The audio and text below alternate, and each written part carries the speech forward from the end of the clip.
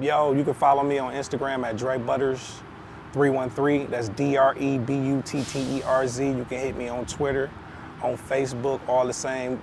Dre Butterz, DREBUTTERZ 313.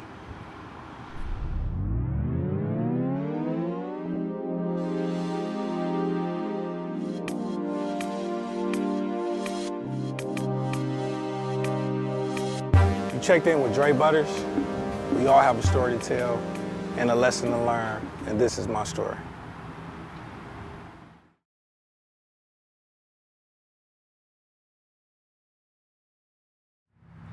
Yo, this your man's Dre Butterz, and this is my story from my city.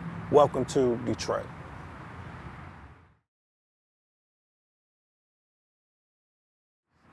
I'm 37 years old, born and raised in Detroit, Michigan. As a kid, what did you think you was going to be? As a kid, I knew I was gonna be a musician. Started off at like 5, beating on pots and pans, drums, keyboard. Both sides of my family pretty much did music, so yeah.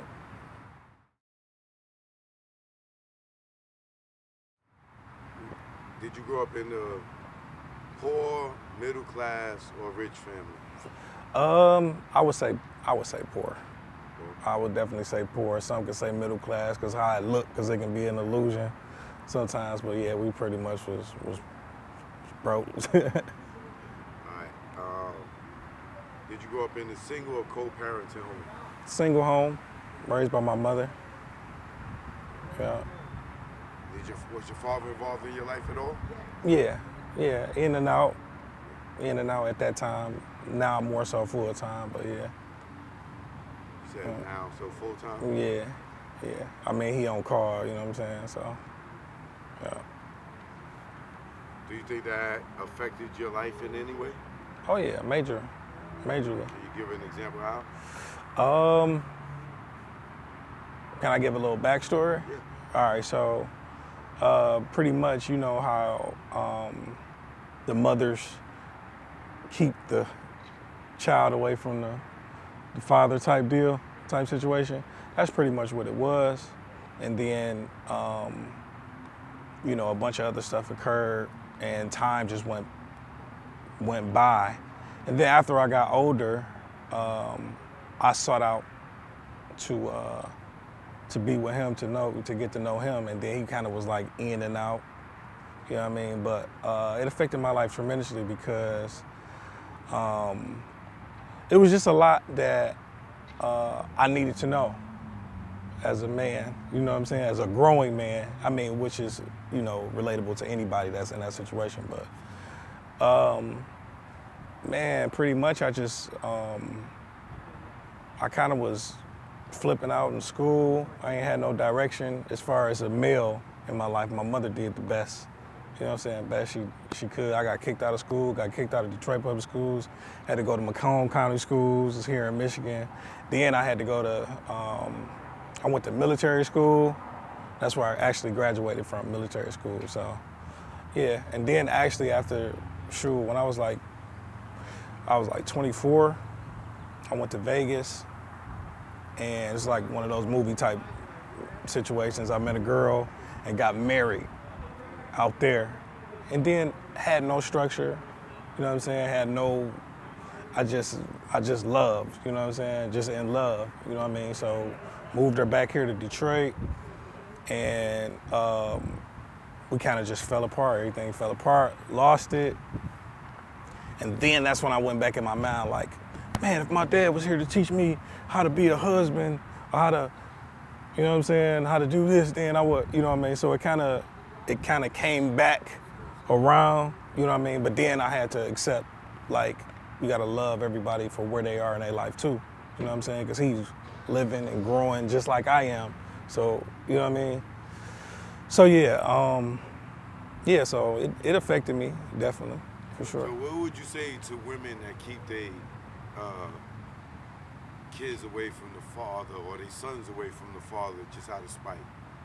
I would suggest them not to do it. You know what I mean? There's many different situations. You may have domestic situations to where, you know, they can't be around them or whatever it is. But I pretty much would tell all the women, especially our black queens, to take it into consideration how it could have an impact on your child's life, not just today, but for the rest of their lives. You know what I'm saying? Give them that opportunity, give them that chance, and to have that in their life, because more of our society,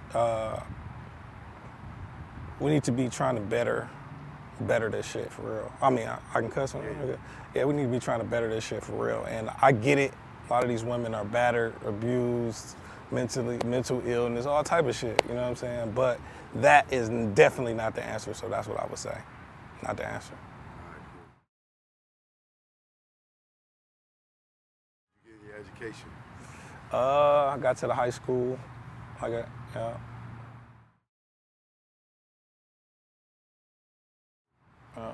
What was your first career choice? First career choice was I was a minister of music at church. I think I was like 10, started at 10. Yeah, playing keyboard and piano, pretty much did that.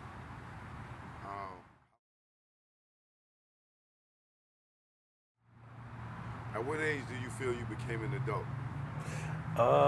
30. 30. Why Yeah. 30? Just because we go back to, you know, the father thing, pretty much. A lot of different people started to come in my life that were valuable to me and giving me information like, no, this ain't what a man, you know what I mean? No, this is what a man does, you know what I'm saying? Especially like Mr. B&B, Unc, Peanut.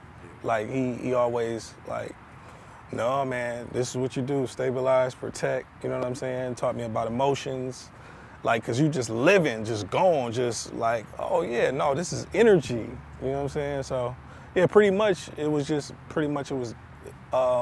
mentors coming into my life at that age, 28, 29, yeah.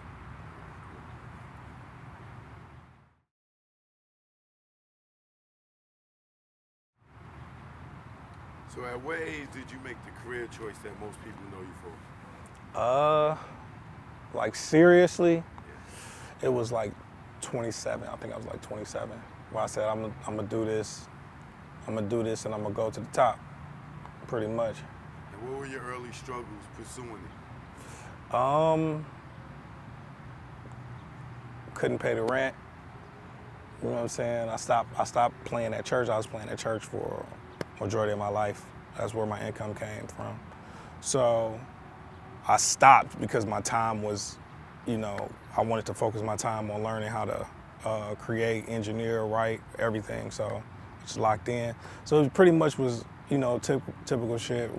Couldn't pay the light bill, water bill, and then in this city, you know, it's like, got a lot of artists that are just doing this shit for fame, you know what I mean? So you would come across and, yeah, man, we got hundreds of thousands of dollars. And then it's time to pay. It's just like, man, can we get a discount, man? So, I mean, yeah, pretty much those was my struggles. I mean, in the end, how you overcome those struggles? pretty much I decided that it wouldn't be wise for me to make that anybody else's decision if I'm successful or not. You know what I'm saying? So I was like, I just took responsibility for everything. Even if, you know what I'm saying, I'm just like, well, I decided to be in the room with this person or wherever I'm at, or I decided to spend that money at the club last night. You know what I'm saying? I just pretty much went inward and started to just take responsibility myself.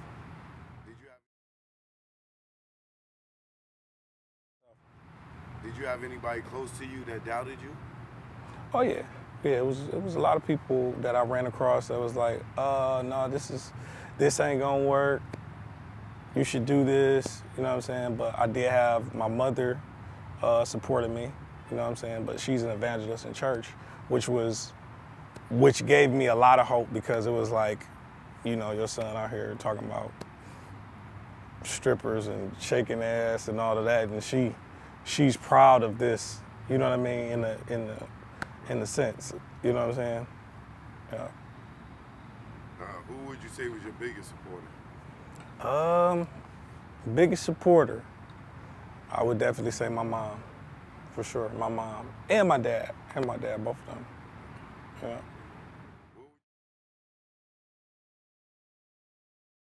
What would you say is the highlight of your journey? Highlight, man, it's so many. Well, when I got a call that I had a Chris Brown placement, record, beat, song, What wrote. album was that? Huh? Which album? It was actually Snoop Dogg album. Snoop Dogg, Thank Me. I Want to Thank Me. Right. Yeah, I got that. It's Snoop Dogg and Chris Brown on there. Jazzy Faye, my partner Jupiter. We put it together, came out, I was just like, what? Chris Brown singing my shit? Like, it was phenomenal.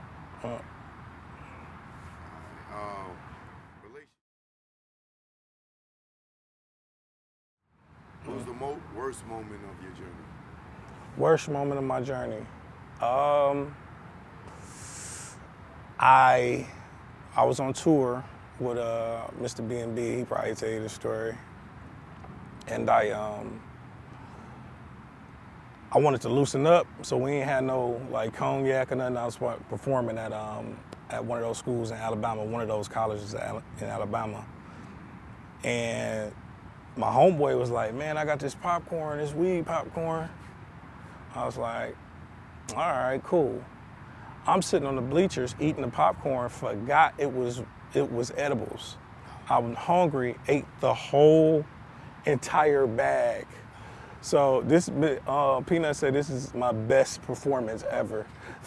He said this is my best performance ever in life. So I was like, after the performance, it was great. It hit me like a ton of bricks. Everybody was against me. Everybody trying to kill me. I'm trying to get out the car while the car is running. I'm running down the street. They chasing me. I go to the hospital. I bust through the doors. The security attack me. I'm thinking like everybody is against me. My brain is just like everything around me is like everybody's against me. Go back to the to a hotel and it was, man, I'm gonna keep it short though, but it was 6 days. It was 6 days. I was fried for 6 days. And I had no clue everything was real. You know what I'm saying? To me, everything, you know how it worked. So I'm like, it was real dark, man. It was real dark. Yeah. Did you get any footage of that performance? No, I don't know. I don't know. Yeah, he said it was, right. Yeah, he said I was grabbing chicks' hands and going up to them, grabbing their face and serenading. I was like, what? No, facts.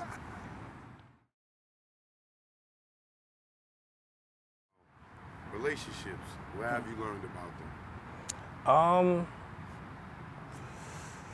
I learned that, first of all, that they're valuable in any form, whether it's bad or good, because you can learn and take, you know what I'm saying, take from it to throughout your journey, you know what I'm saying?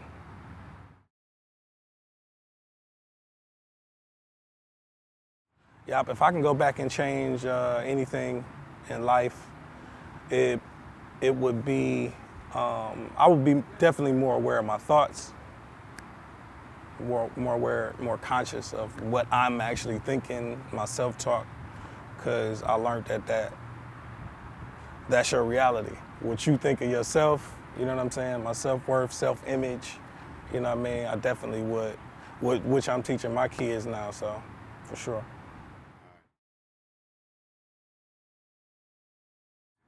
Okay. My style of producing, pretty much, I'm versatile, R&B driven, hip hop, pop, country,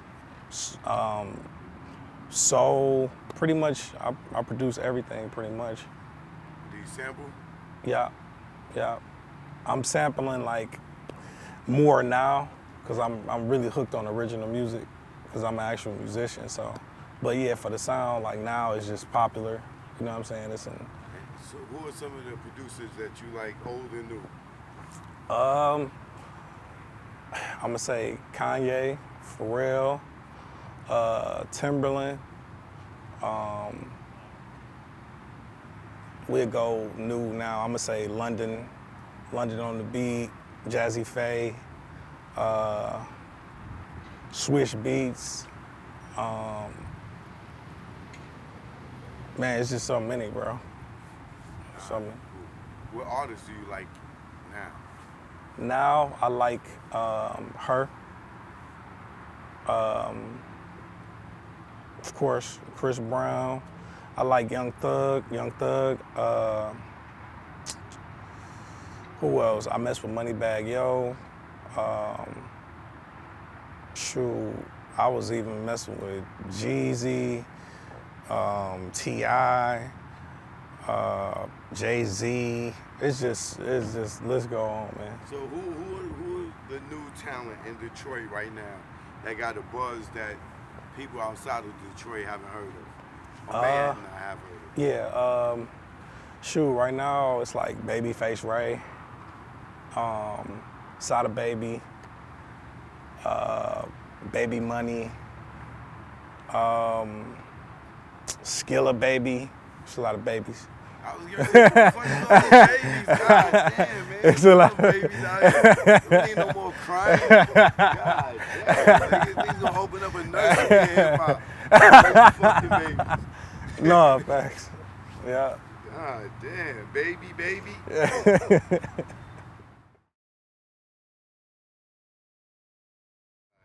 So, what's your goals moving forward in life and in business? In life, I want to become a real estate entrepreneur, motivational speaker, master motivator. Pretty much starting my journey on that now. And then, you said music-wise as well. Goals, I do want to acquire a Grammy. That's one of the goals. That's like the goal, you know what I'm saying? So, but I do want to also break an artist that the world never heard of. I want to do that too. So. Yeah. How has the corona or COVID affected your life? I mean, we was just inside. You know what I mean? I mean, I still was traveling, but it just wasn't the same as far as work. But life, my girl had got it one time, and it was weird not being able to, like, you know, interact with her. You know what I'm saying? And then I had to go take all the babies and the kids, and then just, I mean, it was just a horrible thing for the world to go through so many deaths and all of that type of shit too. So that kind of just impacted me. Like, man, this shit real. You know what I mean? So you checked in with Dre Butterz. We all have a story to tell and a lesson to learn, and this is my story. Choke. You know what it is. Yo, y'all niggas better stay DL. Down low. Stop flossing, man. You just want them to just come and get you? Learn from our mistakes, man. That's what this is about. Learn from mistakes. Choke, no joke. Let's go. You already know. Make it love, let's go. My aim was enlightened. Drop jewels on you. You thinking I'm jealous? I ain't got cheddar like you. I'm the dude to a game, you got school.